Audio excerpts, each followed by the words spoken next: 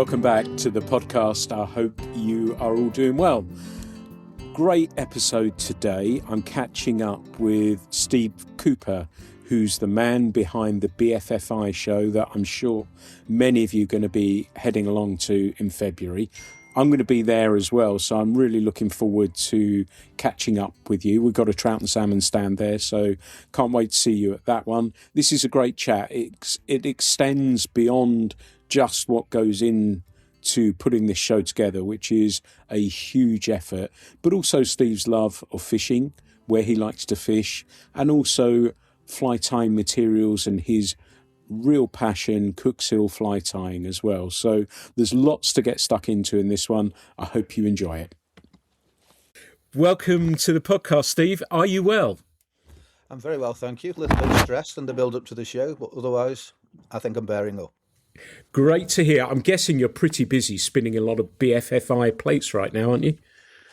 Yeah, it's not just the BFFI as well. This is the busiest possible time for me because obviously I run Cookshill Fly Tying as well, and this is my busy time there, both with mail order and resourcing natural materials. So January is a nightmare month for me, but I also managed to incorporate a couple of days shooting a week as well, which is not helping really, but it's got to be done. Absolutely. It's all about priorities and then balancing everything else, isn't it? For you, from a tying thing, that's interesting what you said about that from the materials. Is that because people are busily at the vice tying flies ready for what's to come in the new season? Yes. I mean, it seems to be that once Christmas comes, people start thinking about the new season and think, oh, God, I haven't got enough flies. I need to get tying. So that boosts my mail order at this time of year. And also, we're going to talk about the BFFI in depth, but we're coming into the one in February. But once that one's gone, you must be relieved about that. But how soon after do you have to start planning the next one? We're already planning the next one. We've got dates for the following year, and obviously at the show we'll be speaking to people and seeing how they went on at the show and do they want to come back. So it's a constant thing. Yeah, it's fascinating, isn't it? Because I was thinking about getting the chance to have a breather, and I wondered, this is obviously the really busy time, yet it sounds as though every moment of running that show is busy. But I'm sure most of the people listening will know all about the BFFI. But for those that haven't, can you explain a little bit about it to them? Yes, BFFI came about as a result of a trip to the Dutch Fly Fair in 2002. A group of us went over there and we basically thought, why the hell haven't we got something like this in the UK? So we decided to have a go. Initially, I'd got a partner working with me on this, and we did 3 shows together. Work ethic differed, and I ended up doing it myself. Having said that, now it's run by myself and my wife, Bridgette. She's sort of the big boss on this, and I'm just the assistant. And that whole thing because you started in one place, didn't you? It was over at Trenton Gardens, wasn't it? I think I took one of my first casting exams on the lake there. It must have been around 04, something along those sorts of lines. First show was 2003, and that was at Trenton Gardens. We were there for about 7 or 8 years. The problem initially was finding a suitable venue. I'm not certain the initial venues at Trenton were suitable, but we sort of had to roll the punches and did the best we could with what we'd got. After a number of years, the Trenton venue became unavailable because what basically happened was they had a permanent marquee, which wasn't big enough for us, so we put additional marquees to it. And they had some heavy snowfall one day, and the marquee was crushed by snow, and they decided that they were packing in doing that sort of venue events there. So we had to seek a new venue, which is the Stafford venue, which is far superior. It's interesting that people say, you must have thought long and hard about this venue. It's such a central location. It's got ample free parking. It's ideal for an event like this. And we said, well, basically, no, it's just near where we live, and that's where we went. How was that first show, though, when you decided to put it out there and then see whether people would come along? Did it play out the way that you hoped, or did you sort of cut yourself a little bit of slack and say, look, this is the first one, let's see how it goes? What when that first one ended, what did you feel afterwards as a result of how you felt it went? I think when we went into it initially, the idea was we'll give it a try. As long as it doesn't cost us any money, we'll be happy. So it covered its costs. It made a little bit of money, which we could then put forward into a future event. And overall, we were pleased. It was reasonably well attended. And for a first event of its type, yeah, we were happy. And looking ahead now as well into, you must be looking at things in a completely different way as a really established show and a must-visit show. The comparisons between them, are the bare bones still there? I guess they probably are, but has it been fun tweaking it? And have there been things that you've actually tweaked as well that you thought, oh yeah, this is really interesting, of course gone in different directions and perhaps haven't been as successful as perhaps you'd have hoped? I think the ethos of the show is what it's always been. We initially, I suppose, had a real focus on fly tying, and the conscious effort was made to make it a true fly fair in the sense it was more the tackle side of it, which I think we've sort of achieved. What we've tried to do as we've gone along is improve some things and keep on top of things, but still maintain that sort of family feel to it. And it is a family-run show. Both of my kids will be there, their partners will be there, the granddaughter will be there, as well as good friends, and we're very lucky to have those people on board. And hopefully that's sort of reflected in the atmosphere at the show. It's a friendly show, and a lot of people come there because it's a meeting place for people. The social side of it's important too. Yeah, that certainly comes across. Coming back to the new venue as well, then, of course, it's close to where you live. But also, is it difficult when you're looking at these things to visualise how that showground will work for your fly fair? I think we were fortunate with the Stafford venue because the halls we have, there's 3 interlinked halls, and you don't have to have all 3 of those halls. So initially when we went there, we took on 2 of them. And once we got to the point we were confident enough we could fill a 3rd one, we expanded it into the 3rd hall. So it's naturally allowed us to grow. And this is very unlikely to happen, we wanted to make the show bigger, or there was the possibility to make it bigger, there's an even larger venue just adjacent to there, which is the Big Bingley Hall. But I don't think that will be the case. So you think this is home for certainly the short to medium term? Yeah, I think we're limited by the amount of trade support you can get. You know, we're sort of at capacity. We're just about. We're not going around begging people to come. Let's put it like that. We've never chased people; they've always come to us, and I think the show's grown organically, and I think that's the way to do it because it makes it more stable. And do you get to go to other fly fairs? You mentioned the Dutch one. I know there's one in Germany and, of course, plenty around the US. Do you get to go and have a look at those just to not necessarily get some ideas, but perhaps find some new tyers? Are you sort of always thinking about those sorts of things? Not really been to any foreign shows apart from the Dutch Fly Fair and also the Atlantic Salmon Fair, which was in Seattle. So we did that one. But certainly with Cookshill, I've done all the UK and Irish shows, and that gives you a good basis. You've got lots and lots of contacts with fly tyers. My little Cookshill Facebook group's got about 7,500 members, which are the 7,500 keenest fly tyers on the planet. So that's a good lead-in. We've never really madly chased fly tyers. They tend to come to us. It seems as if there's a bit of kudos attached to tying at the BFFI, and wearing those shirts is a bit of a badge of honour, and people seem to want to come to us. So we're very fortunate in that area. That's really nice, isn't it? Because I sort of imagine, and in my role, you see somebody posts something, or, in your case, I guess it must be flies, but for me, it's words. And I'm thinking, oh, actually, they're quite interesting. And sometimes I might write somebody and say, have you ever thought about writing anything? So you're at a position now that more people want to come to you. But do you ever get the situation where you go, oh, that person's got some talent, I'm going to ask them, or you just don't need to do that? We would certainly ask people if we thought they were of a real interest, and we'd put the feelers out for people. And a lot of the tyers come recommended by other tyers, and they're probably more finger on the pulse with the tying scene than we are. So we've got a lot of ambassadors out there which help us along the way. And the golden rule for fly tyers is, if you've noticed at the show, we've got some rather attractive young ladies who run around the fly tying road taking them teas and coffees and the such like. And the golden rule is, if you don't upset them, you're very likely to get a return invite. If you do upset those, you're dead in the water, because that's a no-no. And talking about return invites, though, what you need to do with the show is turn the fly ties around. You don't put the same ties every year. It just becomes same old, same old.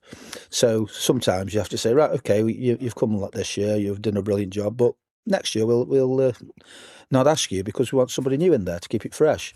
And some people don't like that. They seem to think it's a God-given right to be there every year. But fortunately, I don't have anything to do with the fly tying side. Bridgette, the wife, sorts all that out. She rules it with an iron fist. I do the trade side of it. Yeah, it must be difficult not upsetting egos or personalities or whatever that may be, yet maintaining and keeping things fresh. Because you could easily just say, well, coming back next year, and that happens, and then you end up putting the same thing on, don't you? And then you lose any sort of evolution, really, don't you? Yeah, I agree entirely with that. Keeping it fresh, keeping it moving, having some different people there is important. I think in some ways we've sort of steered clear of some of the established experts in inverted commas. It's always good to have people on the way up with new ideas rather than the same old, people trotting out the same old rhetoric. Yeah, it's a nice way to do it. One of the things is quite interesting I usually catch as well are the talks. Yeah, we have two theatre areas for demonstrations. One's a fly tying theatre, the Fly Tying in Focus theatre, or hopefully in focus anyway.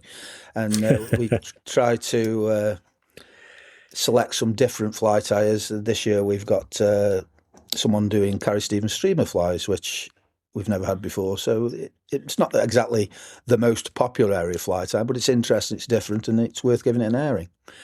The other theatre is the Fly Fair Forum, and that's more of a sort of topical issues, sort of a demonstration theatre. And again, we've got a few different things on there. And it's difficult sometimes to keep that fresh because there's always the same people want to, how do you talk? But no, we keep chopping and changing, having different people, and hopefully it seems to work because those seats are always full. It's interesting you mentioned streamers again, and I've said that's probably an on-trend topic, although they've obviously always been there in the background. But with Theo's book, and I was just talking to Keith McDonald actually before we came online here about an article that he did for us for streamers. And do you see these trends? Trends, not they've always been there, as I've said, but are you detecting those things that are coming through in the fishing world sphere that you think, actually, I'm going to bring somebody in who can leverage those things and teach people a little bit more about them as well? Are you looking out for those things? Yeah, I think you've got to be aware of any new sort of areas, but you want it to be diverse. You want somebody. I think at the end of the day, most people want to go fishing and tie flies which catch fish. So somebody tying 3 hours into tying a classic salmon fly isn't necessarily the most appealing thing for most people. But yeah, I mean, keep an eye on the magazines. I think a lot of it's controlled by the magazines in a way. What's in the magazines 1 month is what people want to see. And also, if somebody's got a book out, then that is of interest. So this year, David Southall's got his book out on microflies, and he'll be giving us a presentation, which, okay, it helps him push his book, but also it's current and people are interested. That's fair enough as well, isn't it? And the microfly thing is of great interest to people like myself and plenty of others. And it is good to be able to feed people, like you say, what they might be reading about in the press, but also hearing about on socials and things like that. Because I guess that's one of the spheres that's changed for you a little bit, hasn't it? That it was probably press that led when you started, but there's that. Plus now what you have is the social media side of things. Yeah, I think social media is probably a bigger influence now than the magazines. I mean, certainly the BFFI Facebook groups and the Cookshill Facebook groups are very active, and there's lots and lots of stuff out there, and it's sort of a good melting pot for new ideas and techniques. Yeah, you can share stuff incredibly quickly, can't you, that way? Oh, absolutely, yeah. I mean, certainly with my, I always say to people with my because Cookshill's my first love, really. The BFFI is an additional thing for me. And I've got a Cookshill Fly Tying Facebook group. And I always say to people, if I took the fluff out of my belly button, took a picture of it and put it on there, it would sell immediately. Yeah, I don't know where to go from that. So that's got, but worryingly, it's true. Yeah. I wanted to ask you about getting the tyres as well. And when you started the show, did you start with predominantly UK people, or did you initially feel, right, I've got to bring people from the international sphere into it? And have you seen that ratio change a little bit over the years as well? From the very outset, we had international fly tyers. I think I said earlier that when I first started the BFFI, it was in partnership with a chap named Steve Thornton, who went around some of the shows, and he'd got quite a lot of contacts for foreign tyers, particularly Americans.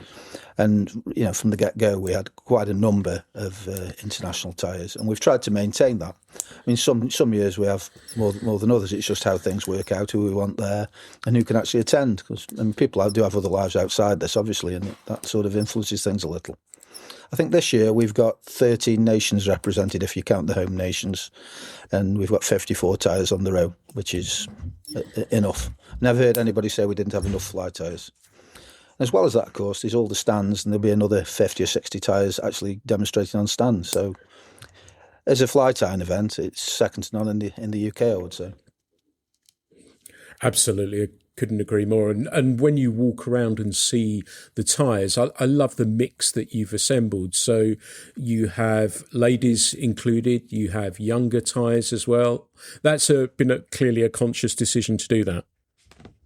Definitely. I mean, you go to some of these fly tying events, and I always say, this looks a bit like the waiting room at Dignitas, and we're trying to get away from that. If there's some good young tyers out there, they're key. They're the ones you want to promote and encourage. Yeah, I'm with you on that. I'm doing the same with the magazine as well at the moment, and finding these younger people. And I know we talked off mic about Dylan Hooley, and we've had him talking about spider patterns in the latest magazine at the moment. And again, coming back to socials, really, isn't it? That's a great way to find them, isn't it? Yeah, definitely. But I think still, particularly in England, fly fishing is something that older people tend to get involved with. It seems like the newcomers to fly fishing are about 40. They've been course fishing in the younger days. Real life's interfered, and then they come back to fishing and think, we'll give fly fishing a go. And I think that particularly in England is the case, because a lot of the fly fishing isn't very available to the younger people. It's too expensive, it's too exclusive. If you go, say, to Northern Ireland or Scotland, you see a lot more young ones involved, because there's a culture of getting them out there, clubs and things like that. Yeah, I agree with you. And I think looking to Europe as well, that public land makes it much easier for people to access fishing free. And when I go out to Denmark, that I do see, lots of youngsters fishing. They may not always be with a fly rod, but when we're coastal sea trout fishing, that we see them out there, and that's a wonderful thing to be able to see. And I think they're out there, aren't they? And sometimes, like you say, cost can be an issue. And I know with our fishing school that we used to find that we had people, like you say, fished when they were younger, and the seed has been planted, and we've got all these wonderful little schemes to encourage youngsters to fish. It may bite hard and sticks with them throughout their life, but then for some people, like you say, it goes away. They have a little bit more disposable income, hopefully younger, perhaps 30s to 40s. And that I've always maintained that's the target, isn't it? That's where we should be looking. Yeah, I think so. I think that's the lead in. Those sort of, they've got a decent job, they've got some of their real life tasks out of the way, and they come back to fishing. I'm convinced, certainly in England, that is the way it works. We try at the BFFI to encourage the young. We've got the England Youth the England Youth Fly Fishing team there. We donated a stand to them so they can promote themselves. Again, we donate a stand to Fishing for Schools. So we do our best, and we also allow any under 16s who are accompanied to come into the show free of charge. But there's still not a massive number of really young people at the show. But that just, I think, reflects the way it is. Do you think the TV programmes, and we'll talk about Mortimer and Whitehouse, do you think they've helped fly fishing generally? I'm saying a Freudian slip of fly fishing, but fishing generally, do you think they've helped? I don't know about the Mortimer and Whitehouse one. It's more of a sort of rant about men's health.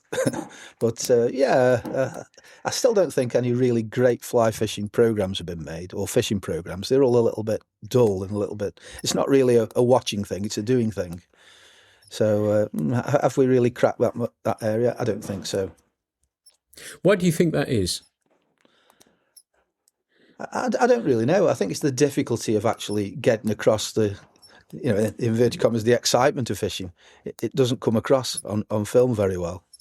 Certainly on the mainstream stuff anyway. There's some better stuff on the internet, sort of short clips when, people are catching big fish and it's a little bit more sort of cool and trendy. But a lot of the TV type programs, I think, are pretty dull. Yeah, got you. Okay, the show to me, it felt certainly post-COVID in particular that it was the place where everyone wanted to get together, they wanted to meet, and because we'd been suffering with lockdown and everything else, and did you detect that was there a growth from that point even more so? Because it does seem as though it's the place to meet your friends from all over the country. Did you detect that? I think the show pre-COVID was a busy show, and I think the post-COVID show was equally busy. What I do think, there was a slightly different type of person at the post-COVID show. There was more young people and less of the old people. I think some of the older people were still a bit wary, and as a result of that, some of those stayed away. And it seemed that there was a younger demographic there at the post-COVID show. The actual numbers of the show, since we moved it to November, have grown steadily. Not madly, but steadily. And I would expect it sort of to plateau now, I think. But we're more than happy with that. I mean, on the Saturday, you can barely walk around the place. So what was interesting, because the Saturday is always so busy, we tried to make it more attractive for people to come on the Sunday. So we made the Sunday advance tickets cheaper and cheaper on the door. Didn't make any difference at all, other than we made more money because of the Saturday tickets were more expensive. So people want to come on the Saturday. I think they want to come on the Saturday because that's when your mad keen fly tyers come, and they want the first pick of the materials. I know the Cookshill stand's always absolutely mobbed out on the Saturday. So, but the other interesting thing is a lot of people selling higher end stuff say that they do better on the Sunday because you get a different type of customer coming on the Sunday. So it's a difficult one to get the balance, but we're happy as it is. We normally get about 2,000 to 2,500 people there, and nice. They're all keen fly fishermen. There's no tire kickers. There's nobody there walking out with the missus and the kids, because there's nothing for the missus and kids to look at, really. It's all fly fishing. I used to notice that I worked on the guide fly fishing stand for a number of years, and you could tell when people were there to buy something because pretty much as it opened, and if it were a new rod, they'd come straight in onto the stand and say, right, I've read about this one. Can I have a try of this rod or whatever it may be? And they've made that decision to go to the show to try the rod. And that's one of the great things as well, isn't it? That you can go and try stuff, particularly when it comes to tackle, and give it a go, and perhaps even sometimes compare and make perhaps in some cases a different decision as well. That must be nice for the end users as well. Yeah, definitely. It's always good to have something in your hand, see people face to face. Like I say, take it outside and try it if it's a rod. And also with fly tying materials, particularly like natural stuff, it all varies. So if you want the best, you've got to look at it. And the impersonal sort of internet approach isn't necessarily the way to go. We've circled round it a little bit. I just wanted to ask you how you think fly fishing is looking right now. I think fly fishing's looking okay. I think there's, again, younger people coming in is the way. Can we actually get that to work? The big waters seem to be struggling. We just lost Carsington, so the still waters are struggling a little bit. But no, I think we're okay, and I think it'll evolve, and I think it's evolving into fishing in the salt and fishing for coarse fish. That seems to be a growth area. So yeah, it'll evolve as things change. I think it'll change with it. And you talked about numbers who come to the show. Do you think part of that is because our pastime, and, like you rightly say, we want younger people coming into it and they're sort of coming in from different angles. But I've sort of come to terms with the fact that we are just a small pastime, a niche pastime, if it were. So we're never going to take over the world anyway, are we? No, I don't think so. We've just got to, if we can keep it sweet and keep it sort of sustainable, so it's maintaining where it is. I think that's the way forward. I don't think it's suddenly going to balloon and become this massive thing that everybody does. It's always going to be, like you say, a niche pastime. Yeah, absolutely. So I know you run ragged over the weekend, but do you get a chance to see all the people there and allow yourself a smile? Yeah, definitely. The hard work is actually getting to the point where those doors open on the Saturday morning. Once those doors open, it sort of runs itself. We've got a good team who do all this on the door, checking on things, etc., etc. Myself and Bridgette tend to walk around and look at things, try and speak to people, try to speak to every fly tyer, go to each stand and see what's going on. My favourite time of the show is on the Saturday evening when everybody's gone, because I'll stay there on my own until the night staff come on. So I have about 2 hours on my own to walk around the show and see what people have been up to. And that can be quite an eye-opener. Yeah, absolutely. I bet it is. So I go just about every year, as I said earlier, and I had fun recording a podcast last year there and got to speak to people. And I'm going there in a professional capacity this year on a trout and the salmon stand and looking forward to it. My joke always was that when I went, not because, as I said, I worked on the guide stand for a number of years, and I said when people saw me wandering round, they'd chat with me, and I said, well, the nice thing about wandering around and not working on a stand is that I don't have to be nice to everyone, but this year I guess I'm going to have to be nice to everyone. Yeah, sometimes it is rather stressful being nice to some people. Yeah. There's always somebody who does something stupid, and you just, I can tell you some horror stories, but I won't. Do you have those fears? Because I think about those wake up in the night moments that you have a power cut, internet goes down, those sorts of things. Have you had any of those situations that have happened and it looks like you're wandering around elegantly, but you are balancing and juggling a number of things? It's always something, but usually it's something we can deal with. Like I say, we've got good people who, if there's an electrical problem with over the theatre or something, we've got people on that. That's not my area of expertise, so I keep out of the way. The biggest fear I suppose we have is if we had really, really bad weather, say heavy snow on the, say, the Friday, Saturday mornings. That would be the big worry.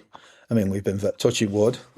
We've been very fortunate. I did get up one morning to 4 inches of snow on the doorstep at home when I left home at 6 o'clock on the Saturday morning.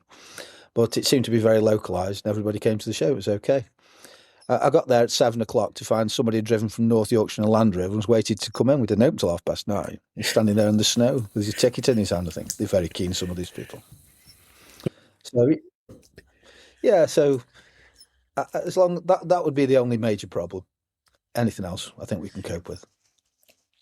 I think one year I was coming up and the M5 was shut, so I'm coming all the way from Devon, and the M5 was shut and I had a horrific journey, and of course it was stand setup day on the Friday, and I don't think one person believed I'd had like a 7-hour journey up there, so I was trying to do stand avoidance and not have to put it up. But yeah. That does sound like a definite good idea, just rock up when everything's done and dusted, just to crack open a beer or something. Yeah, I can understand that. Yeah, managed to join everyone for dinner, so that was fine.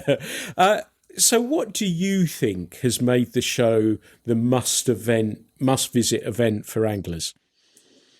I think keeping it 100% fly fishing focused. You know, the temptation is to make it bigger and bigger by diversifying, as we saw with some of the game fairs, which have seemed to have lost the way. You know, I've got a very good friend of mine. He's got a business selling tools, and every year he says, I've got a stand, I can come and sell tools. And these are not fly tying tools, these are spanners and screwdrivers and things. No, we've got to keep it pure fly fishing, else it loses its focus. I think that's the challenge, to keep it focused and to keep it quality. We don't want anybody in there who's piling it high and selling it cheap. We want quality, quality, quality. And the other thing I think we need to support is the small niche businesses, this is why we started the mini stand idea. So somebody who's making, say, bespoke wooden landing nets can pay not very much to come to the show, but can display the wares, and I think that works really well. So yeah, that's the challenge, keeping it quality. And also keeping it honest. What I don't like to see with shows is where they say, well, this is going to be there, that's going to be there, and when you get there, it isn't. everything we put on that website is gonna be there. And if anything changes, we take it off there immediately. And hopefully the feeling is you come to the show expecting to see A, B, and C, when you get these A, B, C, D, E, and F as well. So you're pleased. And I also think the key thing with the show is you're not paying your money to come in just to go shopping. There's lots of demonstrations, fly tying, casting demonstrations as well. And I think that gives people a good feeling as well. You're not just paying for shopping. That's critical. That's really nice. And I'm working on championing the niche players, the smaller artisan builders of whatever they may be, and the wooden nets. I have one of those because I bought one of those and wanted to support Roger as well. And I like it very, very much too. But that's a really key part of it, isn't it? Because you can think, as I said, I've said about the stand that I used to work on, that's a slightly bigger company, but there's all these really interesting people doing some really cool stuff that you may not know about unless you go to the show. Yeah, exactly. And I think it just gives them that platform where they can get their sort of wares out there to a wider audience. And also, those small stands act as a lead-in. Somebody might think, oh yeah, we'll try it, see how it goes. And if it works and the business grows, then maybe they'll move to a bigger stand. For example, the Fortitude Rod Company have exhibited as a small stand for a number of years, and this year they've gone to a full-size trade stand, which, is a positive thing for the show and for them, I would imagine. Yeah, I was speaking to Jay just yesterday, funnily enough, because he said about dinner, they're going for some big Nepalese somewhere or other, and said, do you want to come along? So I said I might try and get there for something there. But it must be pleasing for you to have played a small part in that, to give them the confidence to take things on a slightly bigger sphere too. Yeah, obviously, it's got to be a positive thing. I mean, I think the small stands are key, though. I really find those more interesting than a lot of the larger stands. I'm not a very materialistic person, and rods and things, I could go fishing with any rods. It doesn't bother me till I break them. Then I have to have a new one. I'm not sort of a got to update every year sort of person. But nice to see the different stuff. The only non-fly tying stand we ever had, we used to have a fudge lady who came, and she sold homemade fudge. So all these people who've left the wife callously for a weekend can take her a little bag of fudge to sweeten her up when they get in. But unfortunately, she's moved out the area and doesn't come anymore. Nice planning, though. Nice planning. Let's move on a little bit, because we're getting a sense of you and your ethos for the show. But I wanted to learn a little bit more about you as a person as well, and as a fly angler. Are you a fly angler? I think we know the answer to this, but yeah. Yes. Yeah. I mean, I started fishing when I was too young to remember. My dad was a keen coarse angler, and I went fishing from being 3 or 4 years old, coarse fishing. When I was about 15, he took up fly fishing. So I took up fly fishing, and he took up fly tying, and I took up fly tying. And at one point I was doing all the fly tying competitions. I was also tying flies for local shops. This was in the day when the competition fly fishing was all traditional wet flies. So at one point I was tying about 500 wet flies a week and selling them direct to individuals and also for shops. At the same time, I was going out on shoots, beating and a bit of shooting and resourcing materials, and I discovered that the materials I could resource myself, A, didn't cost me much, and B, were generally better quality than the ones I was paid money for. So that's how Cookshill came about. So I paid my way through college tying flies, and I did a biology and geology degree. Then I was a teacher for 15 years, science teacher. And when I was 40, I decided, Cookshill had been running on the back burner for a couple of years then. And I was leaving work, driving to Southampton, doing a talk for some club down there, driving back at 2 a.m. And my wife said, this is getting a bit out of hand, you need to make a decision. So I made a decision and decided Cookshill was the way, and the best decision I ever made. I love it. Do you enjoy that aspect of it still all that time later? Because an often said phrase is never turn your passion into a job, but there's a few of us knocking round that enjoy every aspect of it. Do we count you in that? Definitely. Yeah, dead birds and feathers are my thing. Yeah, I really enjoy doing that side of it. Less so the BFFI. The BFFI isn't my sort of thing, but it's a very worthwhile thing to do. But if somebody put a gun to me, I'd choose one or the other. I'd choose doing the fly type materials. Nice. So you talked about tying the flies for the Stillwater competition. And does that mean that's where you're most at home? Would you like to be on a reservoir, or do you like rivers, or is it a combination of both? Mainly fish still waters. Mainly. A little bit on rivers, not much though. Mainly because in the winter time, I don't do much fishing at all because I do a bit of shooting and I'm very, very busy with Cookshill and the Fly Fair. So my spare time in winter is devoted to rough shooting and beating on some of the shoots rather than fishing, and mainly fish in the spring and summer, usually on the reservoirs. So yeah, that's my thing really. Not so good on the rivers. Which one do you describe as your home water? Where is the place that you tend to head to most of all and feels most like home? Blithfield in Staffordshire, just down the road really. So we tend to fish there quite a bit. So that's my sort of go-to place. And it's great fishing. Can you let listeners know a little bit? I've passed it. We have a very good mutual friend, Carl Humphreys, so I sort of know it from there and from him. But how would you describe it to listeners? It's about 1,000 acre reservoir split into two halves by a causeway. Bank fishing early season is really, really good. As soon as it warms up a bit, the fish tend to go out and you can get some excellent dry fly fishing. So, yeah, I mean, the cream of the sport is dry fly fishing. But early season, off the bank, you can have some real great days, not fishing too hard, catch some lovely fish, odd decent pike among them, and a few brownies if you're lucky. But no, excellent fishing. Blithfield anglers will be at the BFFI as well. When you say Carl Humphreys, I think you meant Carl Humphreys MBE. Sorry, silly me. He hates that. Yeah, I always bow when I see him. Yeah. As you know, Carl is our casting coordinator for the show, so he's a long-term friend and a really nice guy, and he does an excellent job for us. Yeah, no, he is absolutely fantastic. You talked about your father being a mentor for you. Is there anyone else who's had in your fishing career a significant effect on how you fish or you learnt from? Is there anyone else that's had that sort of impact on you? Malcolm Greenhouse was a dear friend of mine, and not so much in the fishing side of things, but generally, his knowledge about fly fishing and fly tying materials and North Country flies was sort of exceptional, and we spent quite a lot of time together. But usually he was coming with me on my feather collecting trips up into North Yorkshire to fetch grouse and things, and being in a car with 2.5 hours with Malcolm, you didn't say much, but you heard a lot. I miss him dearly. I only met him the once, and I love his books, and I've enjoyed those. And we are, we're all getting a little bit older, right? Yeah, definitely. I mean, the other person who had plenty of admiration was Oliver Edwards, and whenever I met Oliver, we never talked about fly fishing. We talked about one of our other interests, butterflies. He was into trying to see all the British butterflies, and that's always been one of my things, butterflies and moths. I've light trapped moths for 40 years at home and recorded them and all that side of thing. But that's a dark art. It sounds as though you haven't got enough hours in the day. Yeah, that has been mentioned, actually. Yeah, I don't understand anybody who's got nothing to do.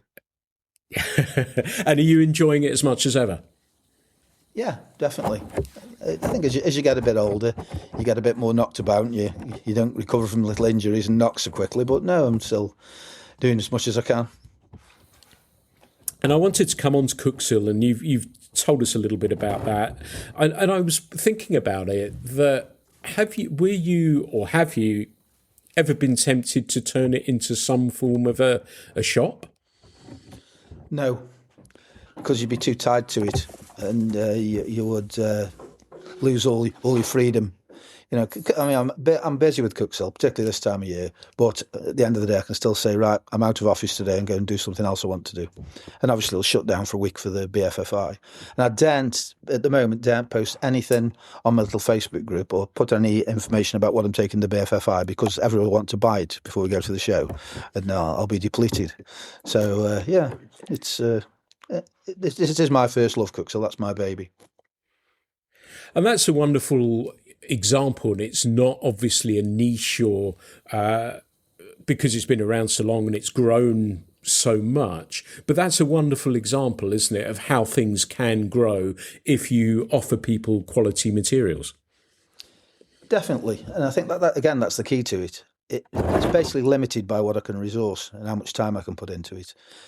If I'd have taken up every trade inquiry, it would be some massive company by now, employing dozens of people and selling second-rate fly tying materials. It runs on me and me sorting things out and putting things in bags. There's only me and the dog. Nobody else has anything to do, apart from a couple of lads who help me at the shows. So the challenge with that is to keep it quality. And I suppose the problem with Cookshill is, where do I go now? I'm 62 now, so what's going to happen with it long term? Because it's all about me and what will happen when I pack up. A lot of people in Scotland be crying because they can't get nice CDC. That's a lot of that. I'm sure you'll have a cunning plan, and I'm sure listeners will get a sense that you probably won't pack it up for quite some time yet. That's the sense I'm getting anyway. Well, probably. You've got to keep busy, haven't you? Do something. Yeah. In my old role with the old magazine, I know that you'll have these issues as well. Packaging the stuff up and dealing with the postal service is quite an interesting experience, isn't it? To be honest, I think the postal service is pretty good. I mean, I send a lot of stuff mail order all over the world, and if I lose 2 or 3 things a year, that's as much as I lose. And you can guarantee one of those will be somebody trying to fiddle you in some way. But no, the post's pretty good. I think people are a bit harsh on the post. So, but it is a 3 days a week. I'll be in the local post office with bundles of various packages of all sorts of weird stuff going to all sorts of strange places to slightly unusual people. But that's the way it works. It's fly fish. Yes, mine isn't as positive, I've got to say. And we used to have boxes of magazines go missing along the line somewhere or other. But I also remember we would drop off at the local post office, and either Emma or I would be walking in with the post office, and I saw this, or Emma told me the story actually, of a guy who got out of his car, saw Emma with this pile of stuff, and ran out of his car, and then realised he had forgotten the post that he was trying to run to get in front of Emma to put in front of, and just exclaimed, "Fuck!" when he realised that he'd got it completely wrong. Emma very kindly let him go in front of her in the queue. But there is that moment. Do you have that in the queue, that where people are seeing that you've got this huge pile of stuff that... yeah, you see the heart sink. Yeah, exactly. That's where drop and go is good. Yeah, I tend to do as much as I can, so it is literally drop and go, but there's always a few things. And usually you let people go in front of you. Yeah. Well, what's best is when they say, "Oh yeah, I've only got this one letter," but then they decide they've got a passport form or something they want to fill out as well, so they blag the way in. So that's a bit annoying. Yeah, and they want it checked as well. Yeah. Oh yeah. Yeah. So let's come back to fly fishing. Have you travelled much with the fly rod? Been to Iceland on numerous occasions, and that's as a result of the fly fair. My good friend Skoolie Christensen was one of the tyers originally, and he now comes over with his Sal Guest House, which he sort of does farm holidays with a bit of guided fishing. I've been out fishing there a fair few times. That's one of my go-to places. And you hear all these horror stories about how much it costs, but if you know people, and you can go out there and fish for relatively little. The only downside is, as soon as you find somewhere decent, one of these holiday companies will pick up on it, and next thing you know, it's 10 times as expensive as it was before. But yeah, I love it out there. And anywhere else have you been? So is that for salmon or is that for trout? Trout and char. Char are the things I want to catch. Trout, char and sea trout, but mainly the target is decent brownies and decent char. Nice. I've not really travelled extensively anywhere else fly fishing. Been to Northern Ireland salmon fishing and a fair few places in the UK, but not had any mad trips anywhere other than Iceland. Do you have anywhere that would be a dream destination? Say that Richard Branson or someone comes in and offers you a ridiculous amount of money for Cookshill, and you may take it, you may tell him to poke it, but if you took it, is there somewhere you'd say, sod it, I'm going to do this, I really wanted to do it? No, what I wouldn't particularly want to do is go to somewhere like Patagonia or New Zealand where you're fishing for introduced fish. that takes the edge off it for me. I'd rather go and fish for something native. So maybe go and catch something strange in the Amazon or something like that. That would appeal more to me. I mean, if I was forced to go to Patagonia or New Zealand, I would love the fishing, have a fantastic time, but it wouldn't be top on my list for that reason. I always say to people, I upset somebody once, I can't think who it was. They're on about these big sea trout they're catching somewhere in South America. I said, to me, it's a bit like going shooting grey squirrels in Hyde Park. They shouldn't really be there. They've introduced pests, and they went down very badly.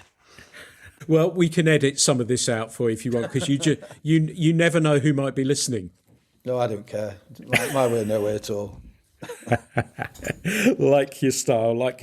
Right, well, we're going to start wrapping things up now, but I wanted to, as I said to you when we were talking off mic, there's only one tricky conversation, and that is, you might be driving to the Staffordshire Showground, but more interestingly, you might be heading to Blithfield, you might be getting on a plane to Iceland, and you're going to be listening to a song.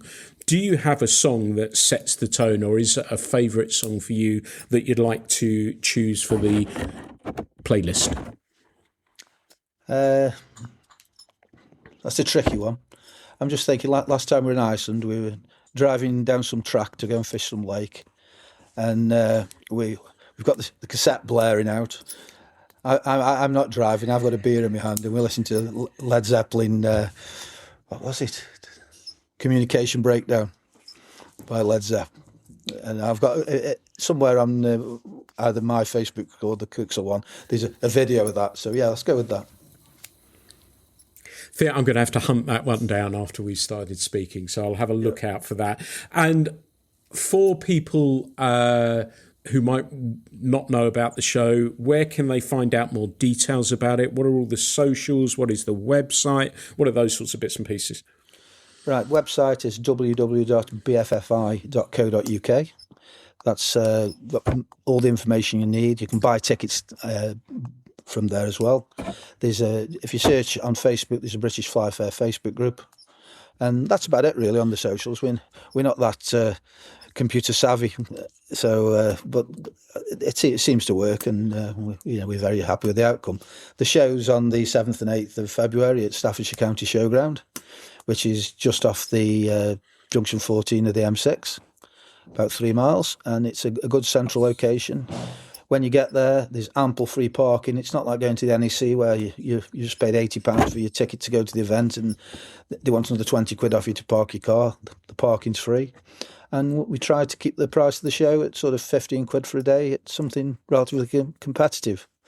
People say, why don't you have it so it's free entry? Well, okay, you run it, I'll come. It's got to cover itself at least. And obviously it does make a bit of something, but probably not when you compare to the effort put into it. Big thing to do, and very rewarding. Wonderful. And there's food there as well, and you can learn casting. There's all sorts of stuff as well, isn't there? Yeah, there's all sorts of that. There's a cafe on site, and also you can get food, sort of light refreshments within the building. There's also a bar with full casting program outside and a covered grandstand area. And if you want to try rods, there's plenty of places for people to take you out and do some casting on grass.